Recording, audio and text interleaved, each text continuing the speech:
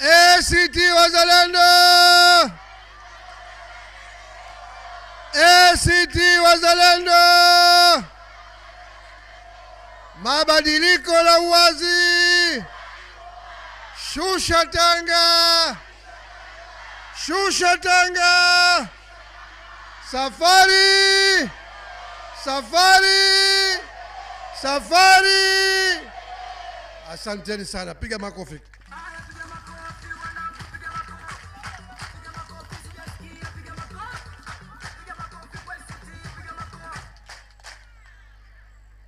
Sasa nimekubali kama tuko Tumbe. Ndugu mwenyekiti wa chama chetu taifa na rais wa Zanzibar ikifika Oktoba inshallah, Mheshimiwa Othman Masoud Othman, ndugu mwenyekiti wa chama chetu mkoa wa kichama wa Micheweni, ndugu naibu katibu mkuu wa chama chetu upande wa Zanzibar,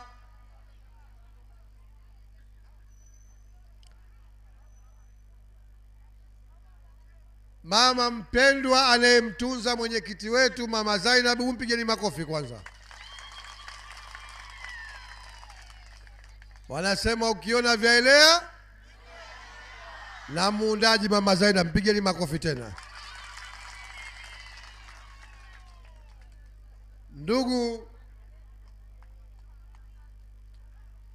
wajumbe wa kamati kuu na halmashauri kuu ya taifa wa chama chetu, ndugu mratibu wa chama chetu kisiwa cha Pemba,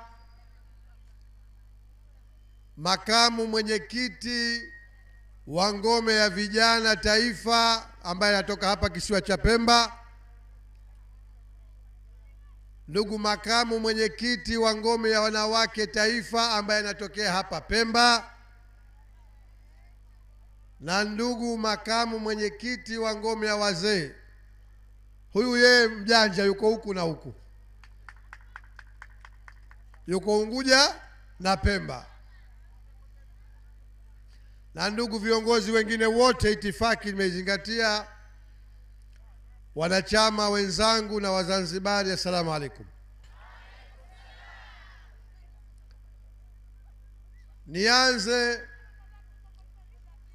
kwa kufanya lilo la wajibu, nalo ni kumshukuru muumba wetu Allah subhanahu wa ta'ala, ambaye alasiri hii katujalia tukiwa hai, wazima wa afya na wenye furaha, tumekutana hapa katika uwanja huu. Tunasema alhamdulillah rabbil alamin.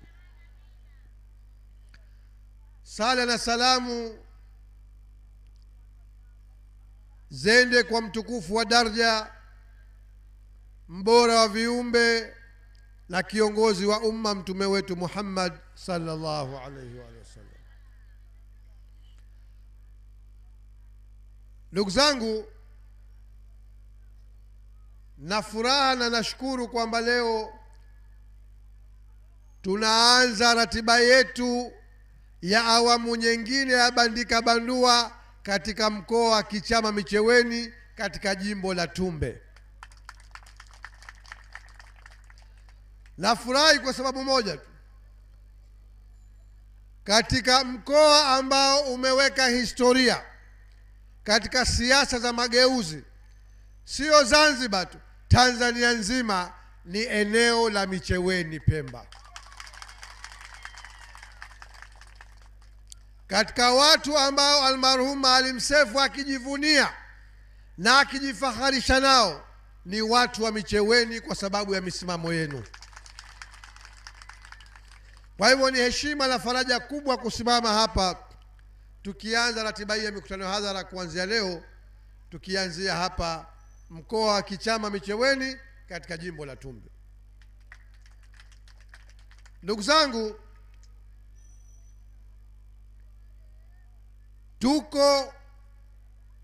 tunaumaliza mwezi wa 4, mwezi wa Aprili. tukijaliwa, leo ni tarehe ngapi leo? 27. Mwezi huu hisabu umekwisha. Tukijaliwa tumebakisha mwezi wa 5, wa 6, wa 7, wa 8, wa 9, wa 10. Tukijaliwa tunamfungasha virago kijana arudi alikotoka, tumpeleke Ikulu Mwanakinda kindaki wa Zanzibar inshallah.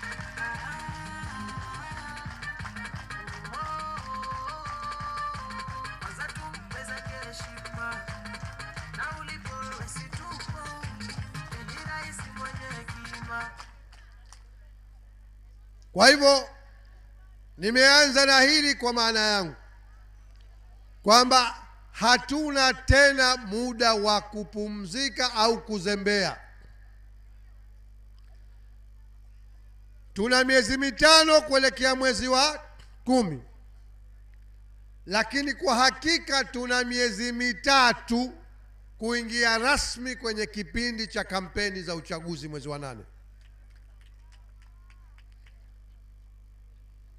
Kwa hivyo la kwanza ambalo nataka kulizungumza kama makamu mwenyekiti wa chama upande wa Zanzibar ni kipi? Nimepewa dhamana na katiba ya chama chetu kusimamia siasa, nikutaka mnihakikishie kwamba kuanzia leo hii bandika bandua itakuwa si mikutano tena, ni bandika bandua, mguu unapoondoka unakanyaga mwingine hadi katika viwanja vya Ikulu ya Zanzibar. Wananchi wa Tumbe mko tayari? Wananchi wa Micheweni mko tayari? Asanteni sana. Nikisema Micheweni nakusudia mkoa mzima na majimbo yake 4. Ndugu zangu, tuna kila sababu ya kufanya mabadiliko katika nchi hii, na uzuri wake wananchi wa Pemba kwa ujumla wake hamhitaji kuja kufundishwa siasa. Nyinyi ndio walimu wa siasa Tanzania.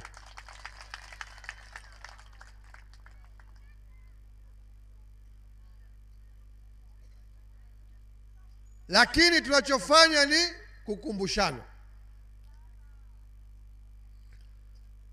Naposema nyinyi walimu wa siasa, kama uchaguzi ungekuwa huru na haki miaka yote, Pemba CCM haina kiti labda cha Mwanzi.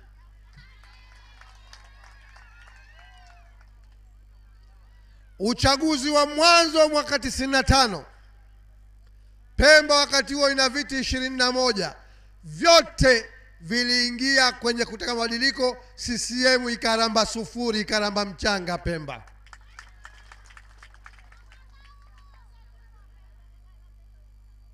Na imebakia hivyo miaka nenda miaka rudi. Kwa hiyo nasema si watu kwamba labda mfundishwe, tunakumbushana.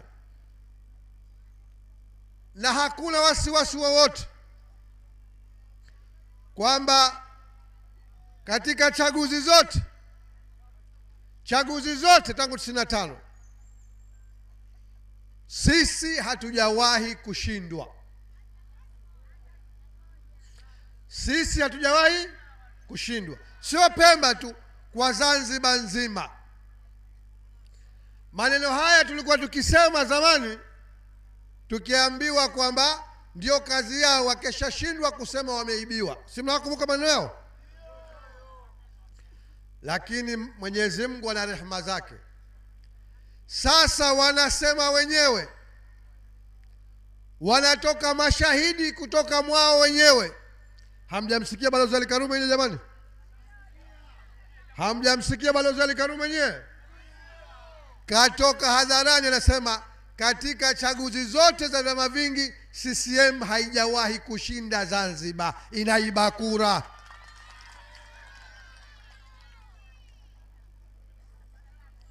Kwa hivyo sisi hatuna wasiwasi na ushindi. Lakini nasema tuna sababu zaidi mara hii kuliko mara nyingine yoyote. Tunaelewana? Tuna sababu zaidi mara hii kuliko mara nyingine yoyote. Kwa nini? Kwanza niweke hoja mezani, nikwambieni wananchi wa Pemba, kama kuibiwa, kama kufanya vurugu wazofanya, tunawaambia kabisa wamehitimisha 2020. Mara hii wanavotaka tunataka.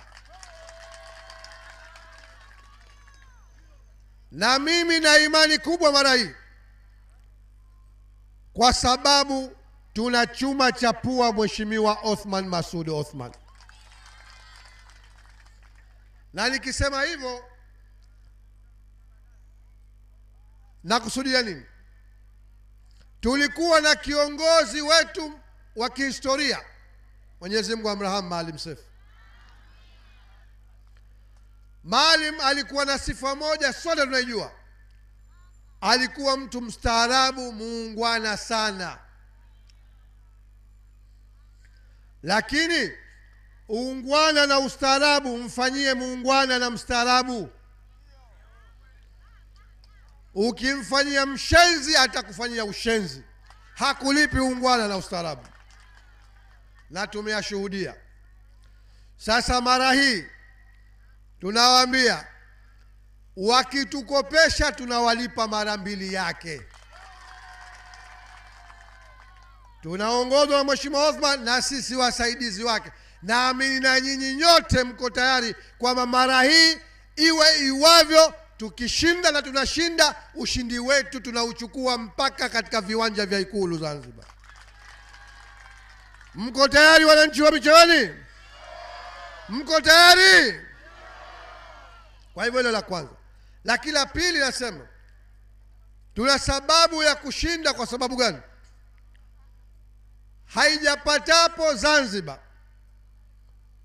kupata mtawala aliyetoka huko CCM ambaye hana uchungu na Zanzibar kama huyu bwa mdogo aliowepo hivi sasa.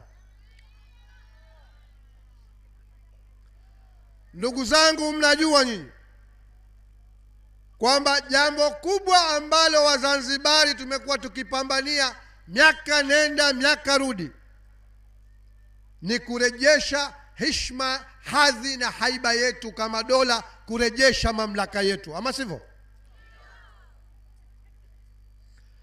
Tumekuwa tukitofautiana na Chama cha Mapinduzi katika hilo, lakini pamoja na kutofautiana kwetu, sisi tumechukua msimamo wa wazi kabisa, wala hatutafuni maneno. Mliokuja katika kongamano jana la siku ya Muungano mmetusikia, hatutafuni maneno. Lakini CCM wao wanaliogopa hili. Lakini pamoja na kuliogopa, wako viongozi kutoka huko CCM na ukirudi nyuma hata kutoka Afro Shirazi, ambao pamoja na yote walisimama angalau kuitetea Zanzibar. Jana tulisema marehemu mzee Abedi Amani Karume mwenyewe, ambaye ndiye aliyesaini hati ya Muungano na Julius Kambarage Nyerere, alifika pahala akatanabahi kwamba mwenzake alikuwa anamwendea kinyume, haukuwa muungano alioamini kwamba kaingia. Na ilipofika mwaka 1971, miaka 7 baada ya kusaini muungano, mzee Karume aliliongoza Baraza la Mapinduzi lake, wajumbe wote akawachukulia ndege, wakaondoka na mapendekezo yao kwenda kumkabili Julius Nyerere kwenye baraza la mawaziri, kumwambia kwamba sisi Zanzibar haturidhiki na namna muungano unavyoendeshwa, tunataka mabadiliko. Na katika mabadiliko hayo, moja kubwa alilotaka, alisema badala ya kuwa na serikali ya muungano yenye mawaziri, baraza la mawaziri, tunataka muungano huu uendeshwe kwa mabaraza tu ya utawala kwa maeneo ya ushirikiano, governing councils zimeandikwa. Ukitafsiri kwa lugha ya leo, ndio yale tulikuwa tukiyasema sisi kwamba tuungane kwa mkataba, sio kwa katiba. Dola mbili huru, kila mmoja baki na mamlaka yake. Maeneo tutakaamua kushirikiana, tushirikiane kwa mikataba. Hivyo ndio mnakuwa mnashirikiana kwa kutumia mabaraza, governing council. Ndilo alilotaka mzee Karume mwaka 71. Lakini Julius Nyerere akamwambia haya wakati wake bado, na alimuuliza kwanza, maana alishtuka, haya ndio mnaoyataka? Mzee Karume akamwambia waulize wanaume hao. Mnajua aliwakusudia nani? Memba wa Baraza la Mapinduzi aliyokwenda nao. Wakaulizwa, ndivyo mnavyotaka? Wakasema ndio. Akawajibu wakati wake bado, na akayakusanya makaratasi yote yale yaliyokwenda na mapendekezo yale. Mzee Karume akakasirika, akaondoka. Na mzee Jumbe katuambia kwenye maandishi kwenye kitabu cha Profesa Isa Shivji kwamba mpaka anauawa mzee Karume walikuwa hawazungumzi tena na Nyerere. Kafa au kauawa mwaka 72, mwaka mmoja baadaye, baada ya tukio hili. Haya hatuyasemi sisi, kayasema mzee Abudu Jumbe, mmoja katika hao waliokuwa katika Baraza la Mapinduzi lilokwenda huko. Na mnakumbuka yote, baadaye miaka ya karibuni yakaja yakathibitishwa na mzee Hassan Nasor Moyo, Mwenyezi Mungu amlaze pema. Lakini acha mzee Karume, hata mzee Jumbe mwenyewe, sote wazee wanakumbuka mwaka 1983-84 aliongoza harakati za kutaka mabadiliko, kwamba muungano huu wa serikali mbili unaendeshwa dhidi ya Zanzibar. Tanganyika imevaa koti la muungano. Akataka marekebisho. Tena ilikuwa baada ya CCM, chama kimoja peke yake wakati huo, chenyewe kukaribisha maoni. Rais wa Zanzibar anayewawakilisha Wazanzibari anakwenda na maoni ya Wazanzibari kwamba muungano tuubadilishe, tuwe na serikali tatu, ili Tanganyika iwache kuvaa koti la muungano, ionekane na serikali yake wazi wazi, Zanzibar ibakie na serikali yake wazi wazi, na tuwe na serikali ndogo ya shirikisho la muungano kwa yale mambo ambayo tutakubaliana yaendeshwe kwa pamoja. Lilomkuta mzee Jumbe tunalijua sote. Akauzuliwa kinyume na matakwa ya Wazanzibari. Lakini mwache mzee Jumbe, wakaingia kina Maalim Seif, akasimama kidete, na kulikuwa na baadhi ya mambo ambayo tayari Nyerere alikuwa yanamtisha. Mnakumbuka nyinyi, Maalim kaingia tu, jambo la kwanza ilikuwa ni kupitisha katiba mpya ya Zanzibar ya 1984 ambayo ndio inatumika mpaka leo Zanzibar.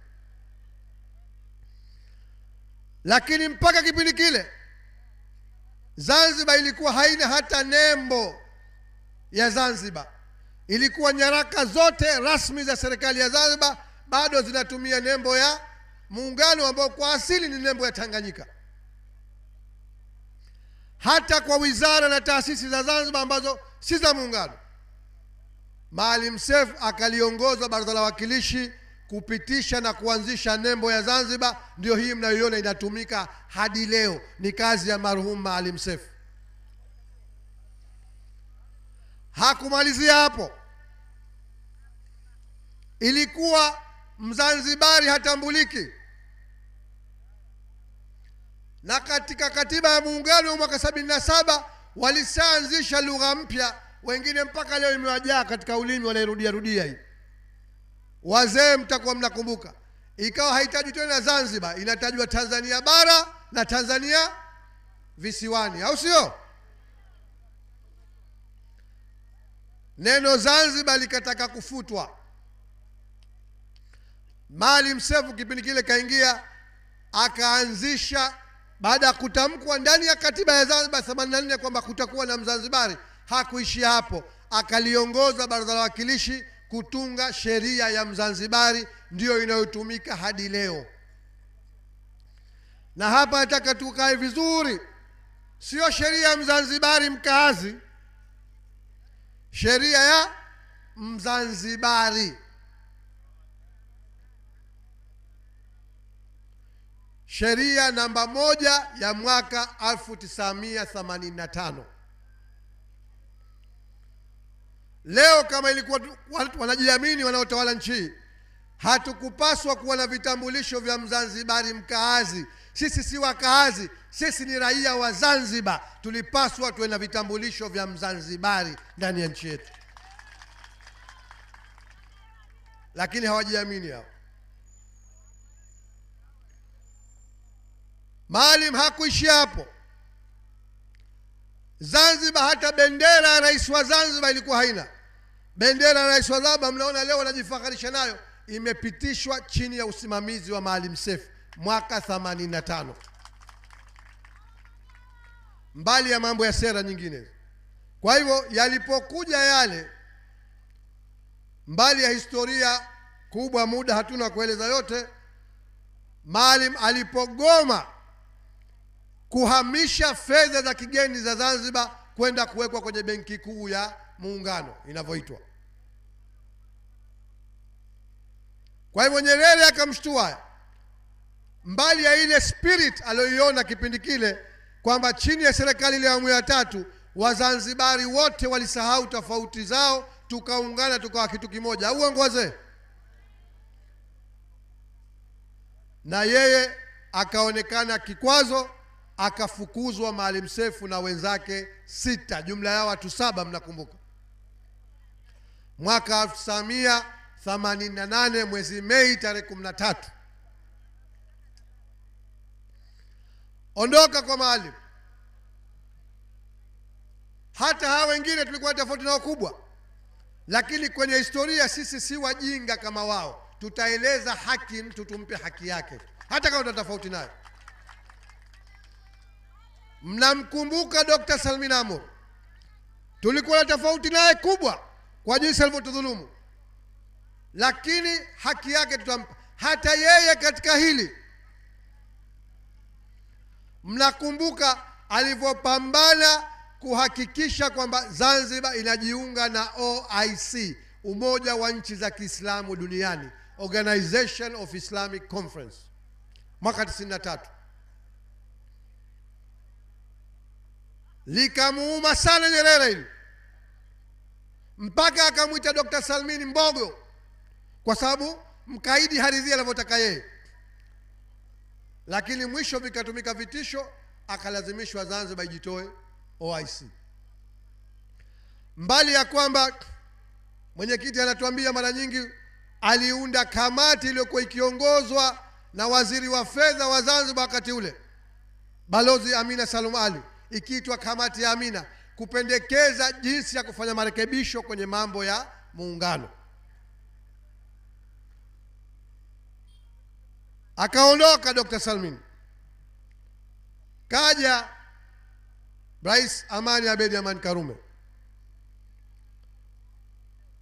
Mnakumbuka chini yake na waziri akiwa Mansur Sufimidi, waziri wa maji, ujenzi na nishati. Hebu mpigeni makofi kwanza Mheshimiwa Mansur. Wakasimamia ndani ya baraza la wawakilishi la Zanzibar mwaka 2009 kupitisha azimio kwamba mafuta na gesi asilia hayapaswi kwa jambo la muungano, yaondolewe. Zanzibar isimamie haki yake ya mafuta na gesi asilia.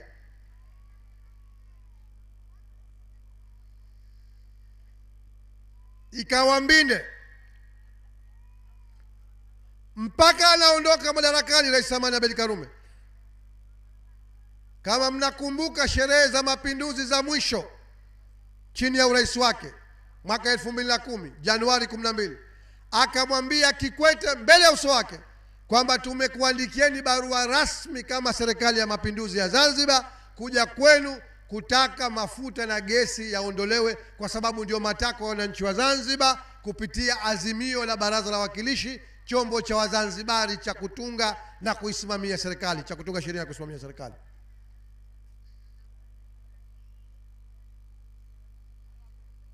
Lakini kubwa zaidi ambalo hilo tutamkumbuka mpaka mwisho wa dunia kwa wale tutakaokuwa hai na vizazi vinavyokuja, Rais Amani Abeid Karume, ni kusimamia mabadiliko ya 10 ya katiba ya Zanzibar.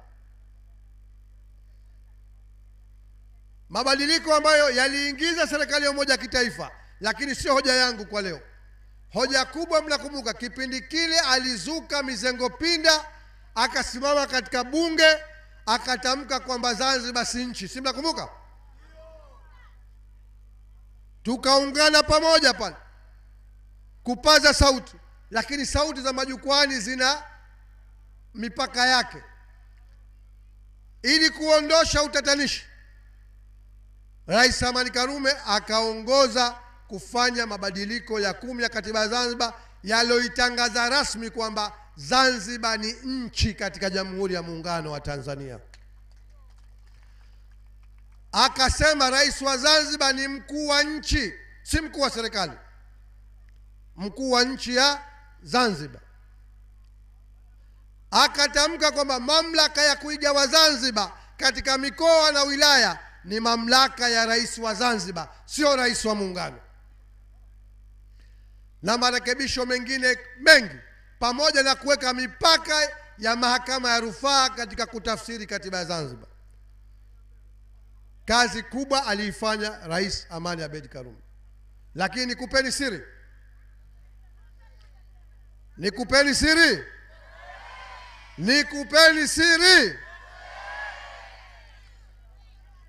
kazi ya kusimamia maamuzi yale bila shaka ni jukumu la rais, kwa hiyo alisimamia Rais Karume. Lakini mnamjua nani aliyemwamini kuandika mswada wa marekebisho ya 10 ya katiba ya Zanzibar? Chuma cha pua, Mheshimiwa Othman Masoud Othman yule pale. Piga makofi tena kwa Mheshimiwa Othman Masoud. Piga makofi tena kwa Mheshimiwa Othman Masoud. Kwa nini nakwambia nimpige makofi? Kwa sababu mpaka leo watawala linawaudhi na kuwaumiza swala lile la marekebisho ya 10 ya katiba ya Zanzibar, kwa sababu angalau ilifunga breki spidi yao ya nguvu walikuwa wanakwenda ya kutaka kuimaliza Zanzibar. Na katika ufundi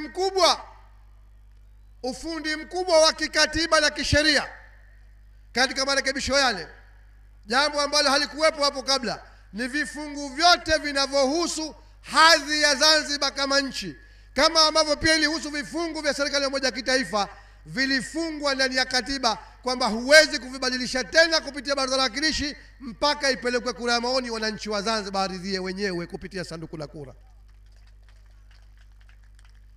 Tunafahamiana? Sasa kwa nini nimetoa yote haya? Hoja yangu ni kwamba kama nilivyotangulia kusema, pamoja na hawa niliowataja walikuwa CCM, lakini angalau walikuwa na alama ya uzalendo wa Zanzibar. Hakuweza kusimamia yale makubwa tunayoyanadi sisi, lakini angalau walichukua hatua. Hasa mimi nikuulizeni, tangu bwa mdogo kaiba urais, mwahi kumsikia anazungumzia haki za Zanzibar? Na nasema kinywa wazi, sio kachaguliwa, au mlimchagua nyinyi hapa? Mlimchagua? Mlimchagua? Hebu kama kuna mtu alimpa kura 2020 anyoshe mkono hapa. Kama kuna mtu alimpa kura. Wale ambao hawakumpa kura hebu nyosheni mikono 2020. Asante sana. Kwa hivyo hakuchagua, kakwapua. Hakuchaguliwa, kakwapua.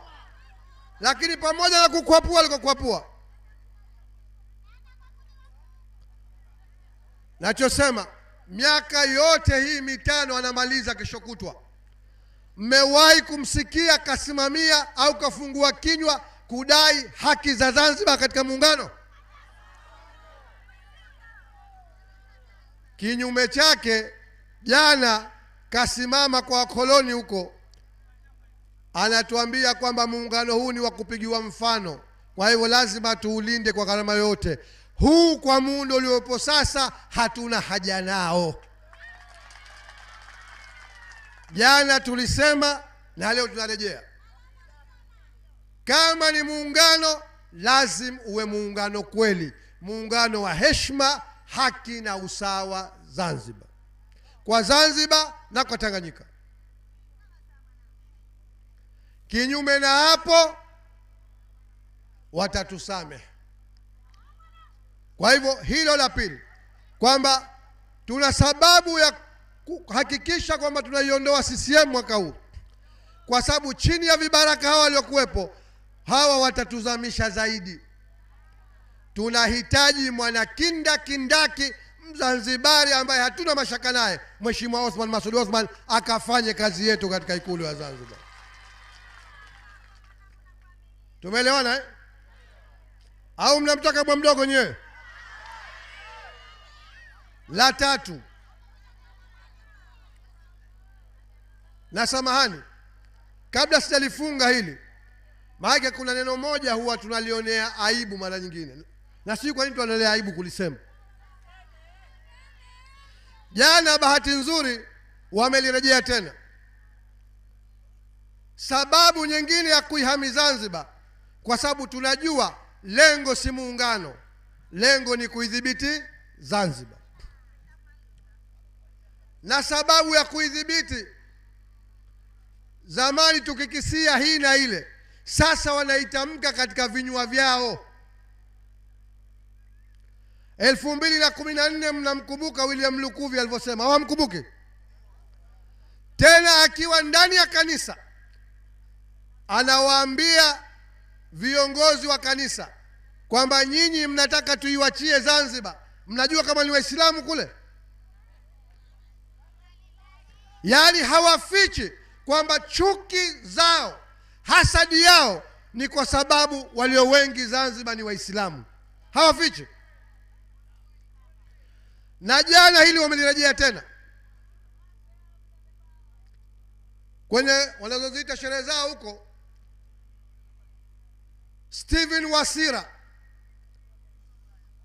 makamu mwenyekiti wao, katamka wazi kwamba moja ya sababu zao ni kuzuia athari za udini. Mnajua wanavyosema hivyo wanakusudia nini?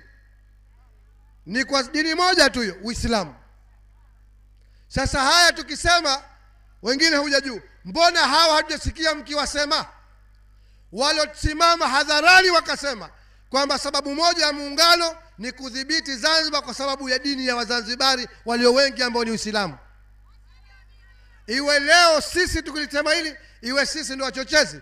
Kama kuwazuia, wazuie wao kwanza. Kama hatuwazui, sisi tunaionea fahari imani yetu, tunaionea fahari historia nchi yetu, tutaitetea Zanzibar hadi tone la mwisho la damu yetu. Kwa hiyo nasema hilo hamtolisikia kwa bwa mdogo na watu wake. Lakini nilikuwa nimeingia nimesema nukta ya tatu. Nukta ya tatu, ndugu zangu, sisi sote mashahidi hapa. Hivi hii dhiki ya maisha iliyoingia ndani ya nchi hatuioni?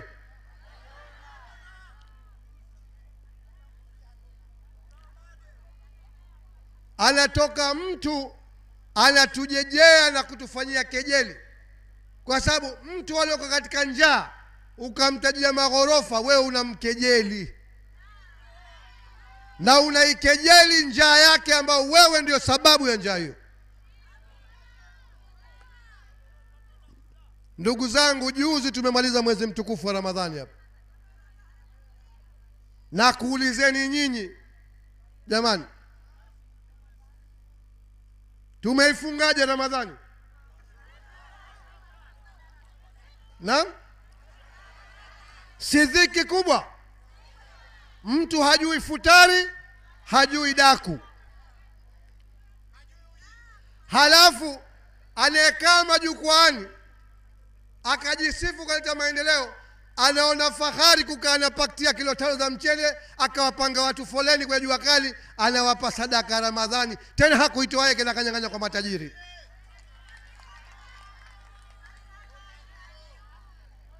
Ndugu zangu, wewe kiongozi wa nchi unaona fahari kwamba umewatia watu wako dhiki, mpaka leo mtu kafunga na saumu yake, anakaa unamweka kwenye jua kali, umkabidhi kipakti cha kilo 5, tena hujatoa wewe? Kweli kiongozi anayeumwa na watu wake ataliona fahari lile? Alipaswa aone aibu kwamba watu na waongoza nimewafikisha hapa leo.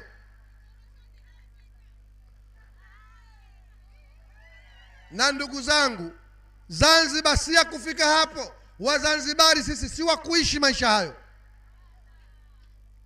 Nchi hii Mwenyezi Mungu kaijalia kila neema, na mkitaka kujua, leo nimeiwacha mada hii, lakini mkitaka kujua kwamba nchi hii si masikini, tizameni mabilioni wanayokuapua katika kila mradi.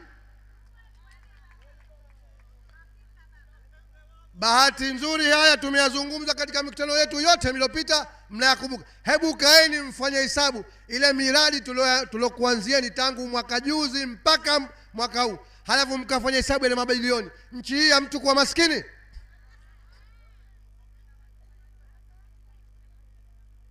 Leo mtu mradi mmoja tu anakuapua bilioni 40, anakwenda kula yeye na watu wake. Bilioni 40.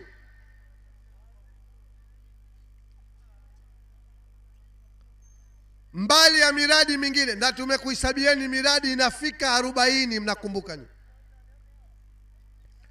Niliwaambia Unguja kabla Ramadhani palitokezea kashfa, mpaka leo inaendelea, hawajaimaliza. Maana kazi yao kuja wakikanusha, wanakanusha nini nyie wanafiki wakubwa, waongo wakubwa nyinyi? Kuhusu bandari ya Zanzibar.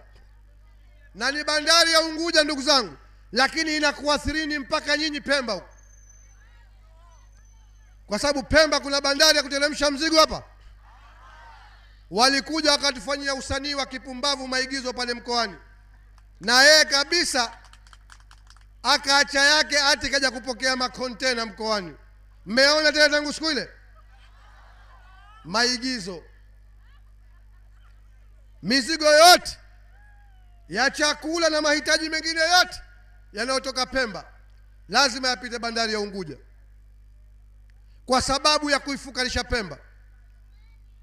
Na hapa nikukumbusheni, mnakumbuka alikuja akatamba sana hapa 2020 kwenye kampeni kwamba ati yeye anakuja kuifungua Pemba. Tukawauliza, kwani aliifunga nani hiyo Pemba? Au kulikuwa kuna chama kinatawala kabla yao? Sasa kama ilifungika mpaka yeye akaahidi kuifungua, alifunga nani? Si wao? Lakini baada ya yeye, maana yeye hupenda kutaka wote waliopita hana maana, yeye ndio mwenye maana, bwana mdogo. Baada ya miaka yake 5 Pemba imefunguka. Kuna bandari ya kimataifa Pemba aliyoahidi hapa? Kuna uwanja wa ndege wa kimataifa aliyoahidi Pemba hapa? Hakuna. Kwa hivyo bado mnategemea bandari ya Unguja. Na matokeo yake nini? Mnajua nyote kwamba bidhaa Pemba zinakuwa ghali zaidi kuliko Unguja. Au uongo jamani? Kwa sababu wewe ikiwa mchele, sukari na unga mpaka uteremke Unguja una bei yake.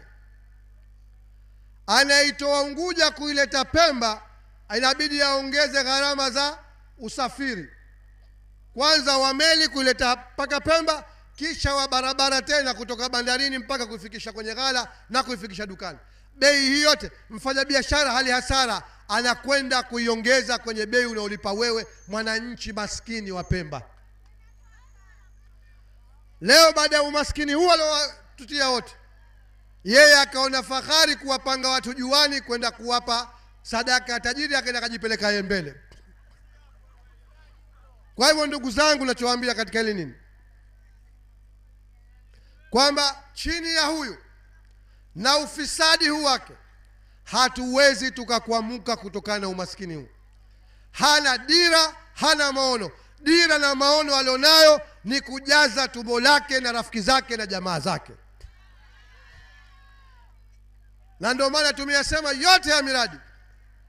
Hathubutu kuja na kukanusha, kwa sababu anajua tunayosema tuna ushahidi kamili. Kwa hivyo ndugu zangu, la tatu na nitakumalizia hilo kwa leo, la tatu kubwa la kutupeleka kuiondoa CCM ni kupata rais ambaye ana dira, ana maono, anawajua Wazanzibari, anajua vichochoro na viambo vya Unguja na Pemba, anajua maisha tunayoishi, anaweza akatutoa katika dimbwi hili la umaskini, naye si mwingine ni Mheshimiwa Othman Masoud Othman yule pale. Yule ndugu zangu, tulipomfuata kwenda kumwambia njoo uchukue nafasi ya Maalim Seif, baada ya Mwenyezi Mungu kumkhitari Maalim, alikuwa na nafasi kubwa duniani huko. Kuna shirika linaitwa WIPO, World Intellectual Property Organization, linaongozwa na watu 7. Kila bara moja la dunia katika mabara 6 linatoa mtu mmoja. Afrika nzima wameshindanishwa watu 128, alioibuka juu yao wote Othman Masoud Othman kutoka Zanzibar. Mbali ya kwamba alikuwa na kampuni yake ya wakili na sheria, alikuwa na makampuni makubwa akihudumia ya ndani na nje ya nchi, akipata mara 6 kipato chake kuliko anachokipata sana chini ya hivi mnavyoviona vingora hivi. Msione ghasia za bure hizi. Maana weke wengine limbukeni wa vingora, kila katika jukwaa anatembelea vingora vyetu. Vingora hoja kwako wewe, limbukeni, sio chuma chapua Mheshimiwa Othman Masoud Othman. Kwa hivyo nachowaambia ndugu zangu, nachokwambia, tulipomfuata pamoja na maslahi yote aliyokuwa nayo, nimewaambia alikuwa akipata mara ngapi? Mara 6 anachokwenda kukipata. Kwa hiyo nafasi utamwomba aje aishike.